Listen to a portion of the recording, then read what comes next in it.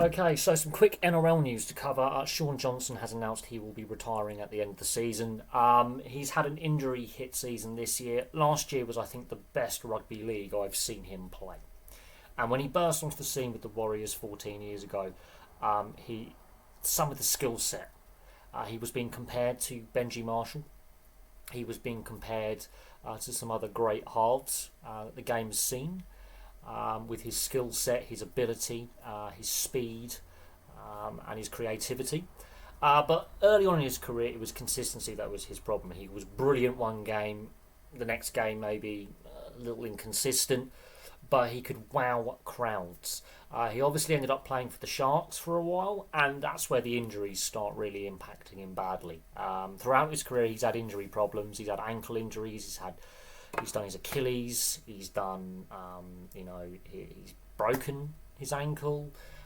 He's had a lot of lower leg injuries. He's had other injuries as well, but he has lost that yard and a half pace. He's still got the skill set. He's still got the vision and the ability. And as an older, senior, veteran player, he has matured into possibly one of the best halves in the game.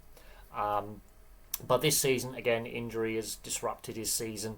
But last year was the best I've ever seen Shaun Johnson play.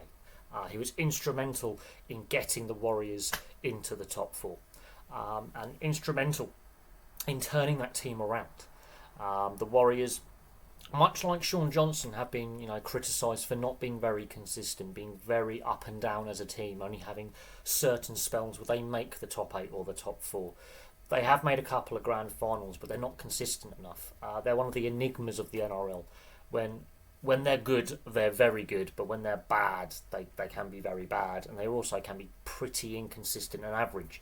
This season has been a bit disappointing for Warriors fans, and I think it's been disappointing for Shaun Johnson. I think one of the reasons why he may have decided to call his retirement this season, they're not making finals. It's very clear and obvious they're not going to make the top 8. They have had a poor season by the standards they set last year.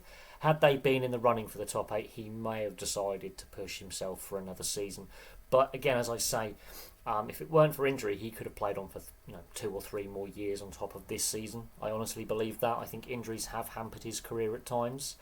There's been questions over him at periods throughout his career at the Warriors and at the Sharks about his consistency, his ability. Would he become that all-round halfback?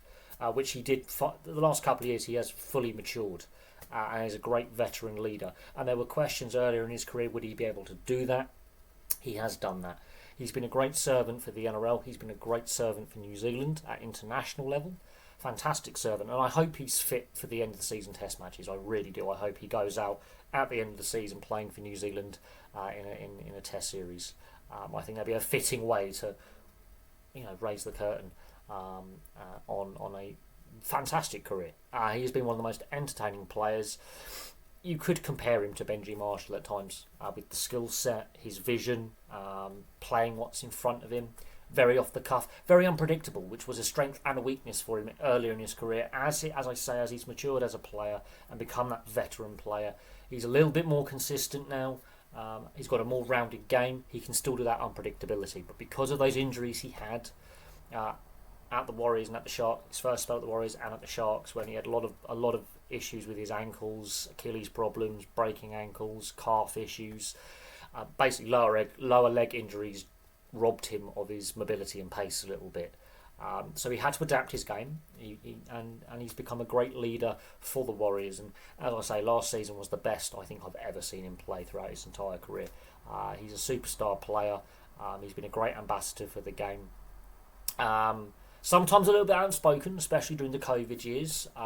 He had a few outspoken moments during 2020 and 2021 and into 2022.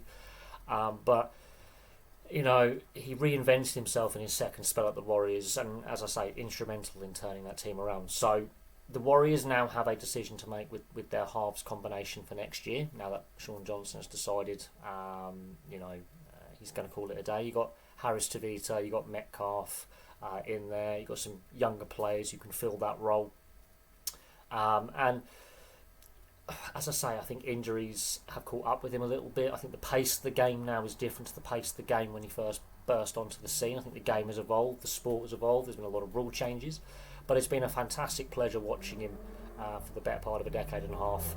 And we wish him all the best.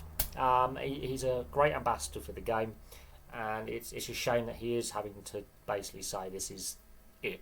The end of the season is goodbye, but I do hope we see him in the end of season test matches, because that'd be a very fitting way for him to end his career in a New Zealand jersey, because he's been a great servant for the sport for so long.